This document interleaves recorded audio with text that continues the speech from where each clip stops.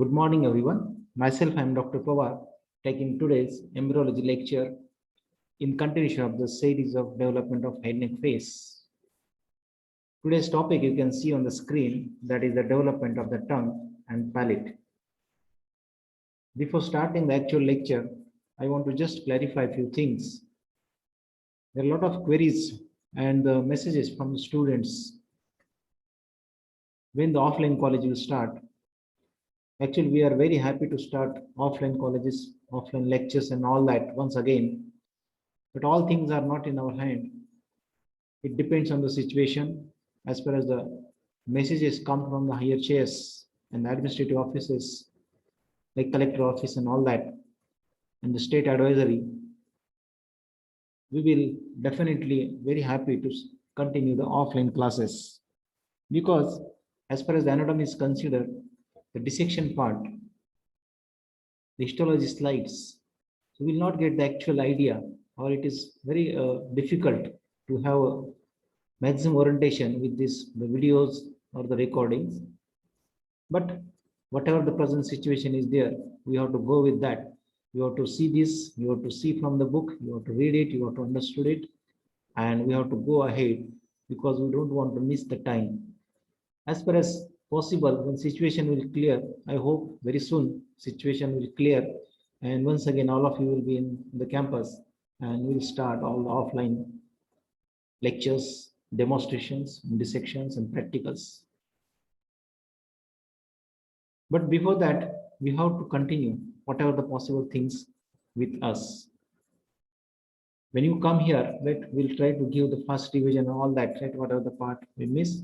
But before that, we have to continue all these lectures and possible things, what we can provide you, right, as far as the dissection is considered and histology practicals. So coming to today's topic, right, as far as the embryology lecture is considered, the development of tongue and palate. Before this is the third lecture. Before that, we have seen the pharyngeal arches, pouches and cleft. Then we have come towards the development of face. In last lecture we have seen, and moving toward the next topic, the two important topic, that is tongue and palate.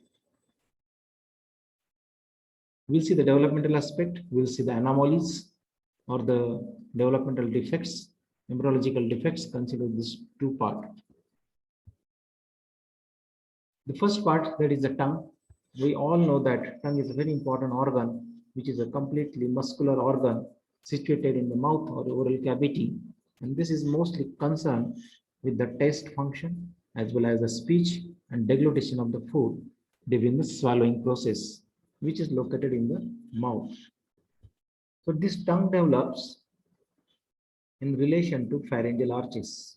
The first lecture we have seen what are the pharyngeal arches, where they develops, where is the location, how many they are initially, later on how many remains, and what are the derivatives mostly coming from it in the form of the muscles, cartilages, the bones and all that.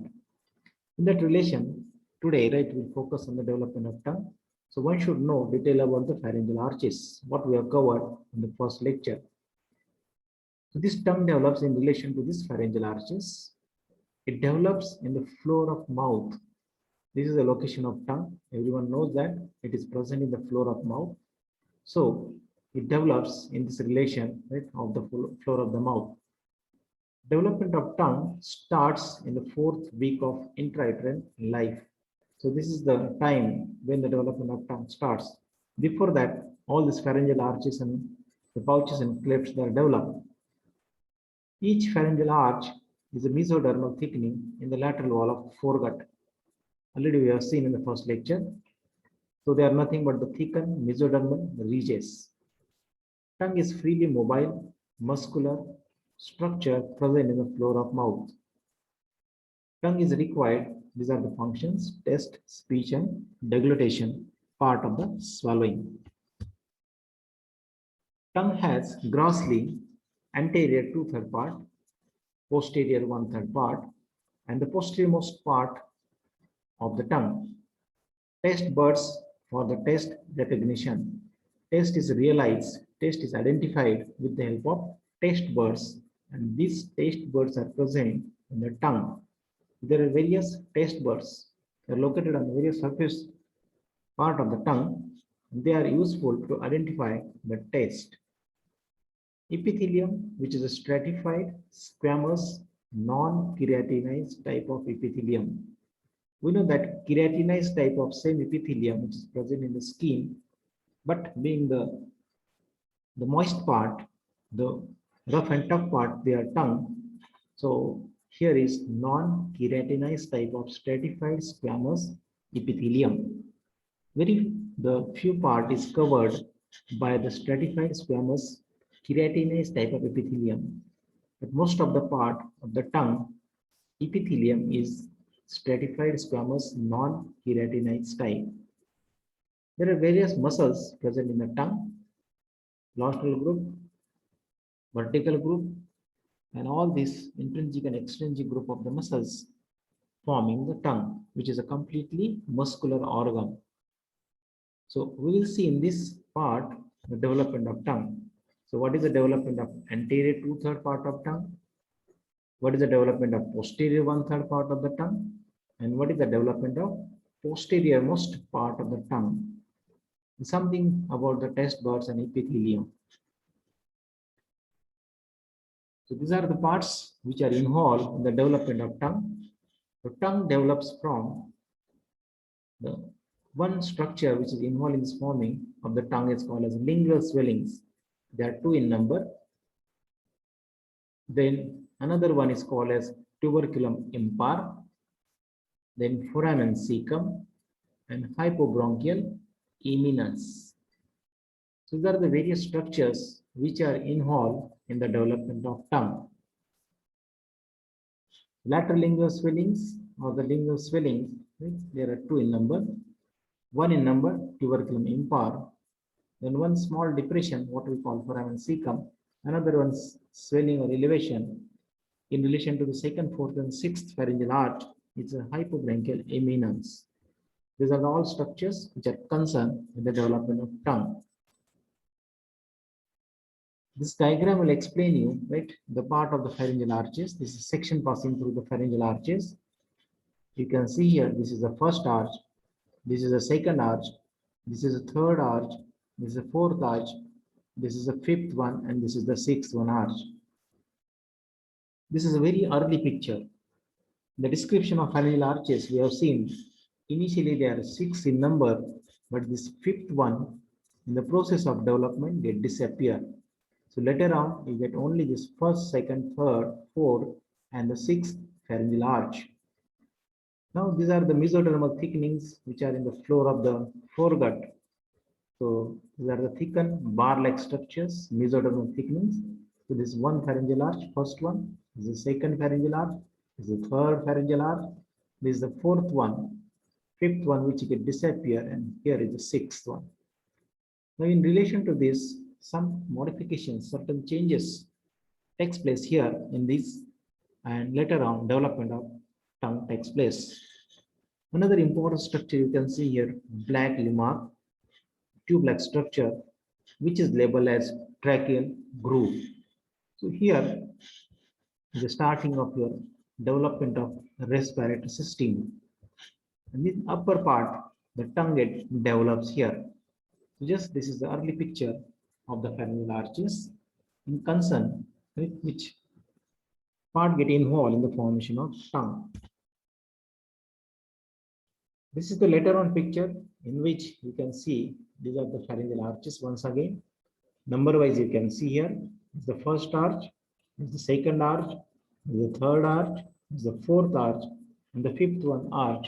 Already we declare or discuss, it get disappeared. So the fifth arch has disappeared here. Then in continuation of fourth, you are getting here sixth arch. So 1, 2, 3, 4, and 5, right? Total 5. But the fifth one get disappeared. So fourth and sixth, they are very close to each other. In relation to this all pharyngeal arches, these are the various structures which get formed in relation to these pharyngeal arches. So this is the lingual swellings. So in relation to the midline structure, In the first pharyngeal arch, also called as mandibular arch, just nearby the midline, you are getting proliferation of cells and they form tubercle-like structure, right? And this is called as lingual swellings. So there are two in number, right and left side. So there are two lateral lingual swellings, yellow color. In relation to that, just on the inferior aspect of it, you are getting another nodular structure. As the cells get proliferated here, they form the tuberculum impar. So there are two lateral swellings, one midline swelling at tuberculum impar. Just below that, you get a depression of the cells. And this forms a foramen-like structure, and this is called as foramen cecum. It's a small blue dot-like structure. Then in relation to the second arch, third arch, fourth arch, we're getting here this another the midline swellings, which is called as hypobranchial eminence. As already in the first picture we have seen, this is a tracheal groove. We are not going in detail about this structure because this will explain you starting of the development of respiratory system. We are not yet started it, but whenever we start, once again we have to come to this diagram. Concentrating on development of the tongue. So here are the important structures we have to see. Two lateral swellings, lingual swellings, one midline tuberculum impar, foramen cecum, and this is a hypobranchial eminence.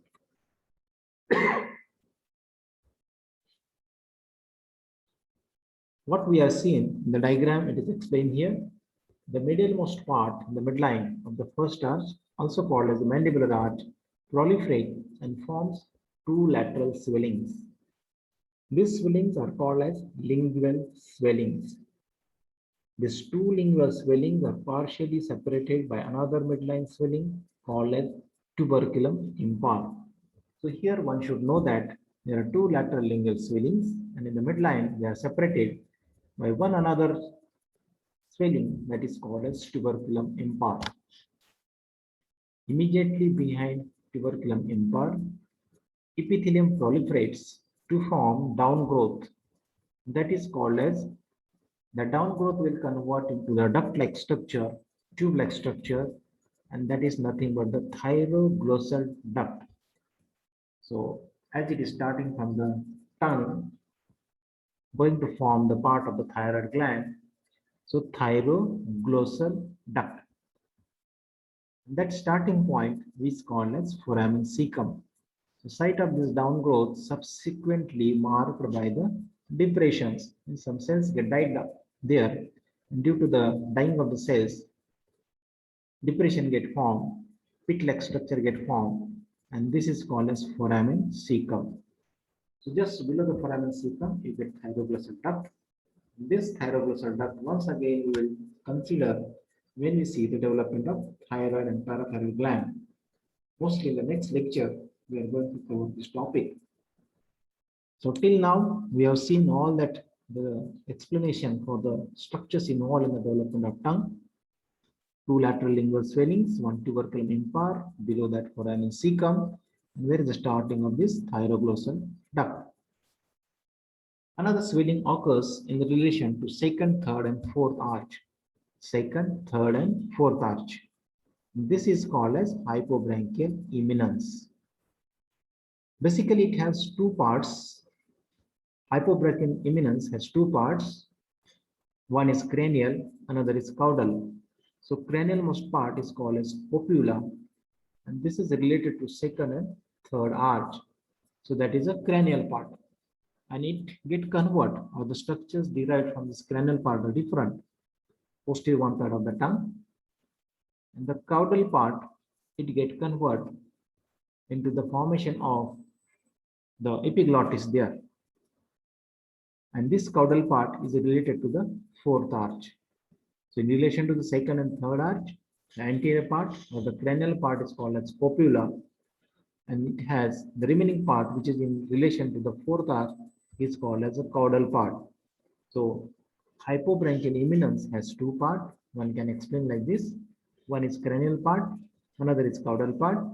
cranial part is in relation to the second and third arch, while the caudal part is in relation to the fourth arch. This cranial part is also called as copula.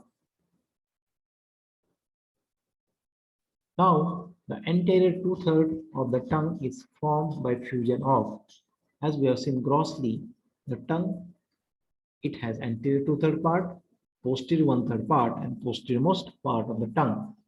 In that connection, how the anterior two-third part of the tongue is developed.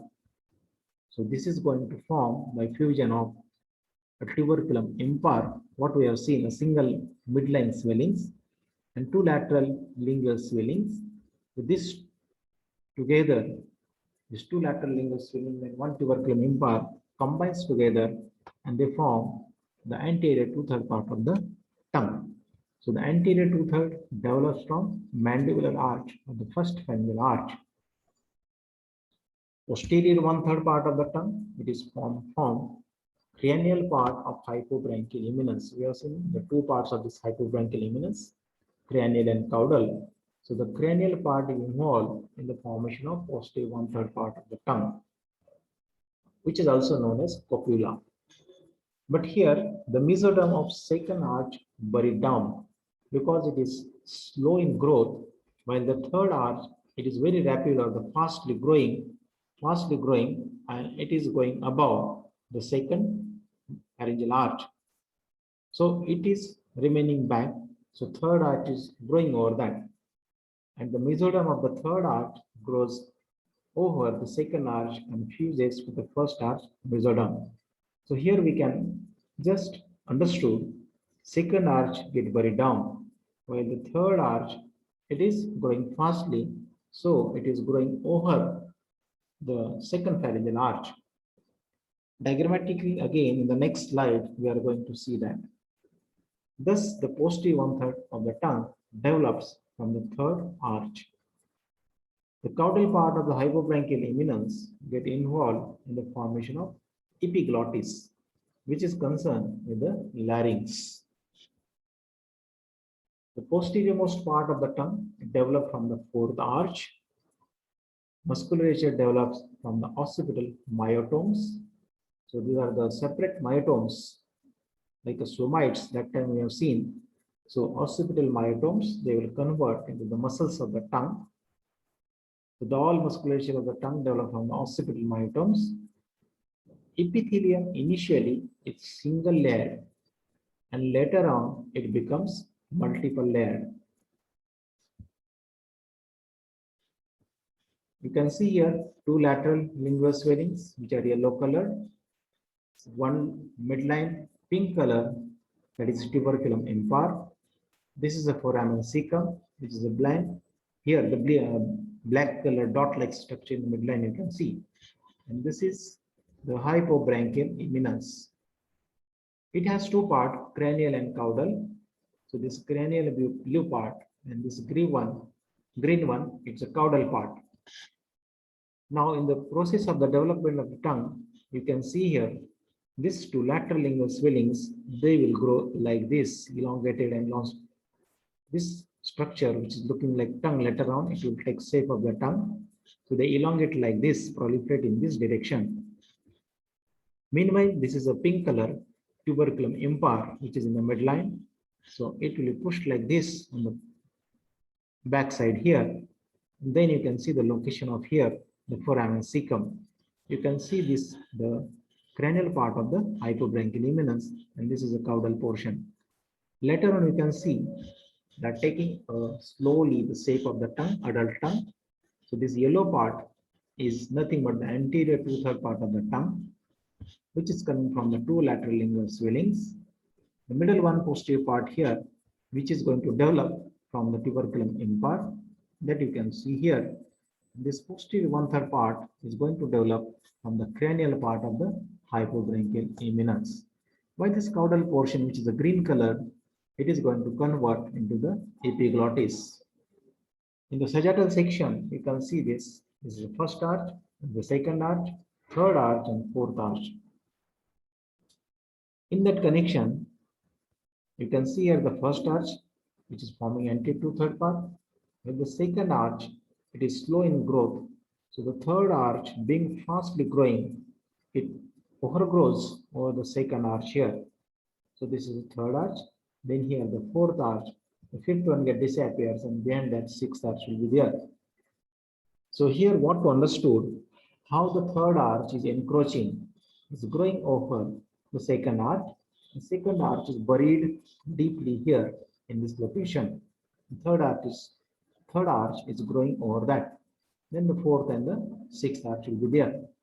So in this way, the development of tongue is in proceed.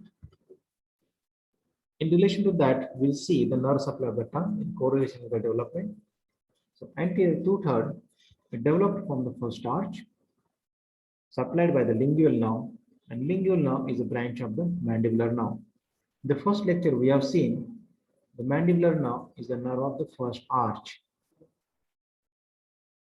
As structures that are derived from the first arch, so naturally the nerve of that arch is going to supply that. So the lingual nerve supplies here to the tongue, anterior to the part of the tongue. This lingual nerve is nothing but the branch of the mandibular nerve. So ultimately, the structures derived from the first arch that are supplied by the nerve of that arch. So the mandibular nerve is a post-traumatic nerve of the first arch. This also we have seen for the first arch only in human being. There is a post-traumatic and pre-traumatic nerve. So the first arch, post-traumatic nerve is mandibular nerve, and the pre-traumatic nerve is coming from branch from the succeeding the pharyngeal arch nerve, that is facial nerve. So the chorda tympani is a pre-traumatic nerve for this first pharyngeal arch. So it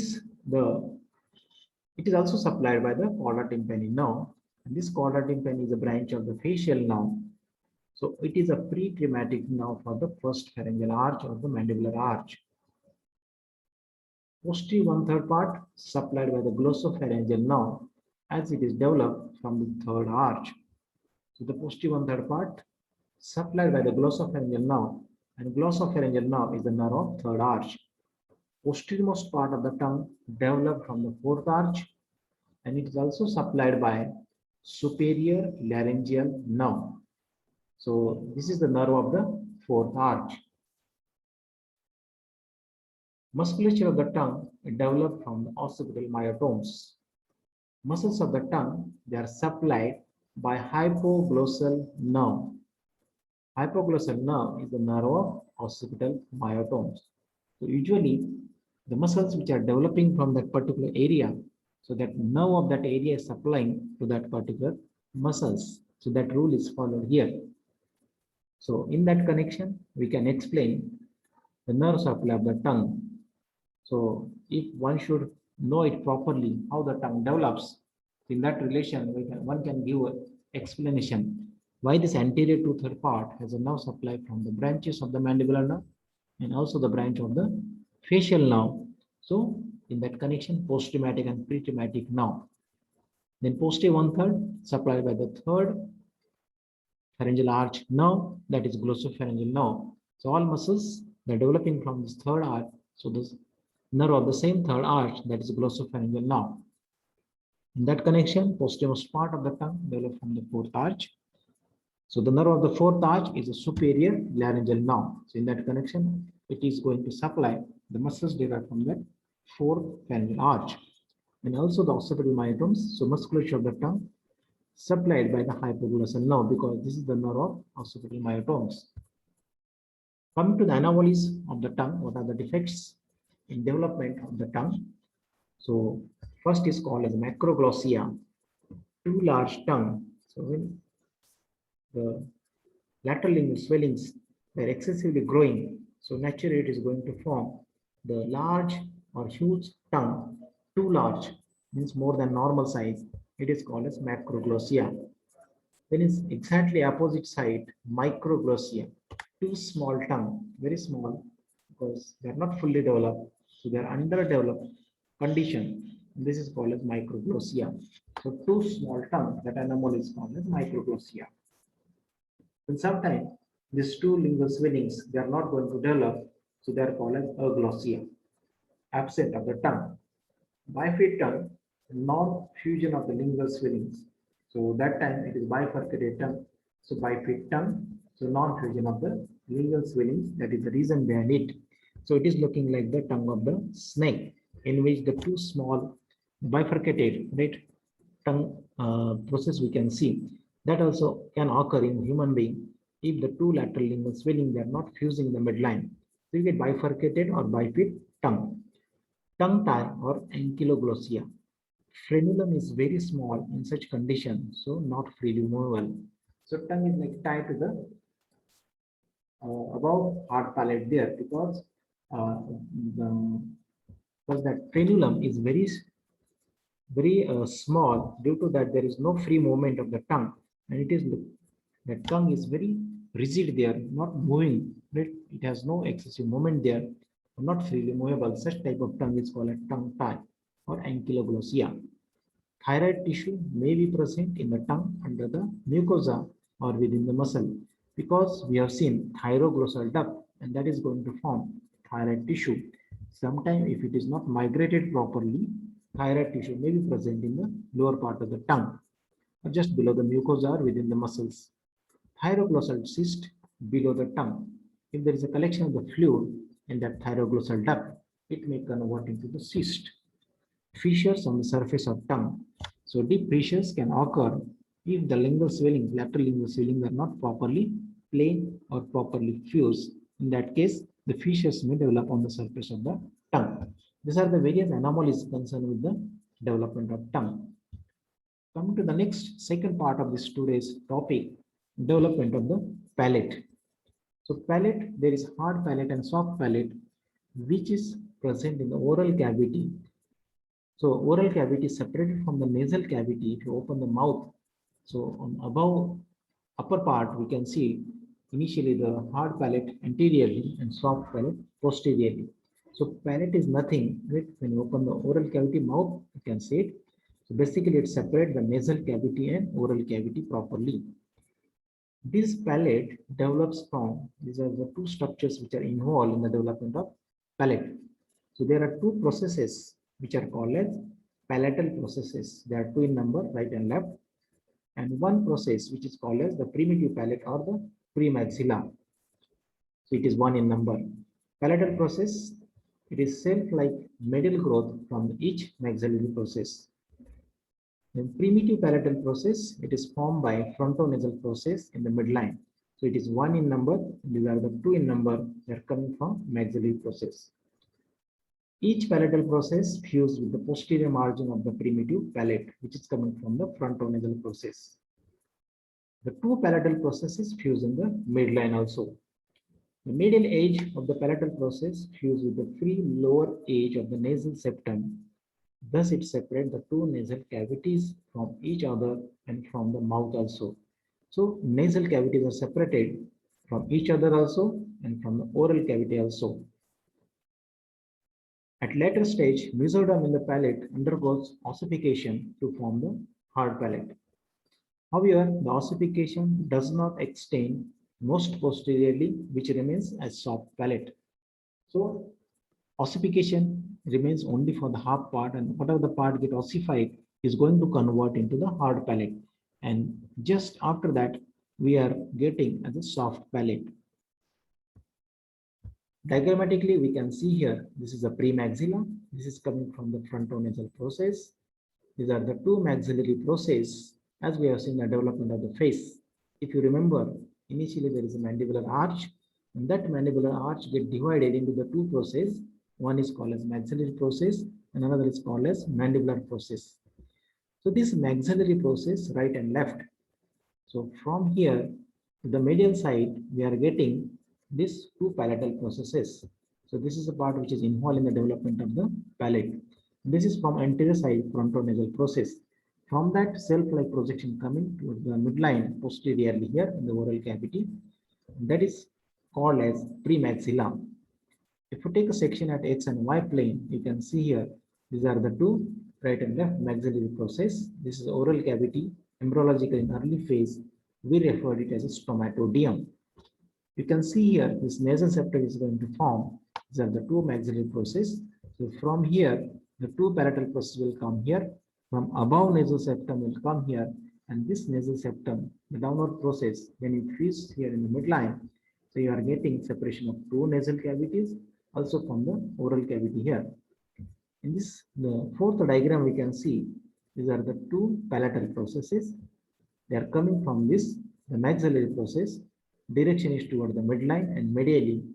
So by that time, this nasal septum also coming from above and it is fusing in the midline here. By that time, premaxilla, which is coming from the ahead anteriorly, the posterior self-like projection coming from the frontonasal process. So that also premaxilla come from anterior side to here the palatal process going to the midline here. And from above, nasal septum is coming. So just concentrate here in the premaxilla and palatal processes here. In this diagram, we can explain very nicely. This is your hard palate. This is your soft palate. So hard palate, this is adult set. This is going to get formed from the two maxillary process, self-like processes coming toward the midline, which is referred as palatal processes. They are coming from maxillary process. So blue color structure, it is a maxillary process. From there, the pink-like structures, this horizontal lines like structures here, they are the palatal process. They are coming toward the midline, with growing medially here. By the same time, from the frontonasal process, this is a premaxilla coming in the midline from anterior side. You can see here later on, by that time, this is the nasal septum also coming from above here, and they are fusing in the midline here. So the two palatal processes coming from maxillary process, they fuse in the midline. By that time, nasal septum also coming from above, and from front side, the the premaxilla, which is coming from the frontonasal process, is coming here, and these two, the palatal process, they are fusing here on the lateral aspect also, and in the midline also here.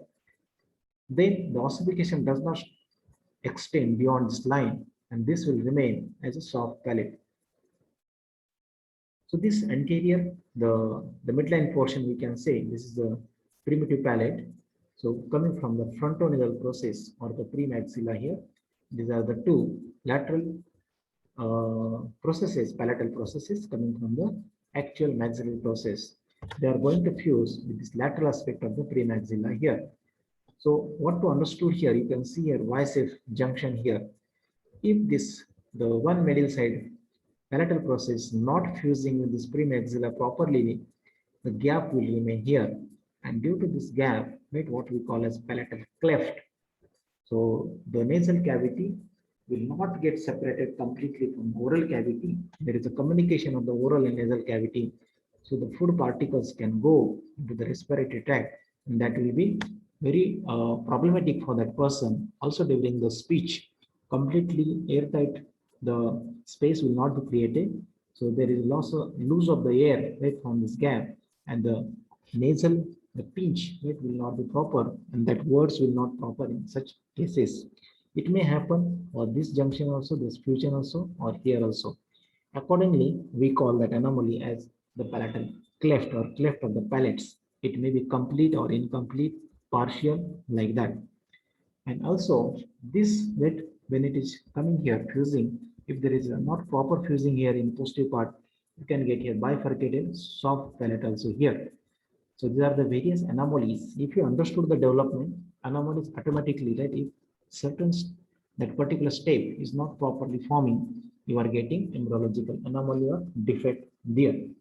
So coming to the last part here, what are the anomalies in the development of the palate? So one and all, right, one should remember is a cleft palate. So defective fusion of the various components of the palate give rise to this cleft palate. So this is a premaxilla here. These are the palatal processes coming from the maxillary process, and they are fusing in this Y-shape junction here. If it is incomplete from all sides, you are going to get gap-like structure here. And this is a complete palatal cleft. You can see gap may remain inside. It is not fusing in this area. So in this way, this cleft palate may be there, or they are fusing properly here, but excessively bifurcation here, right?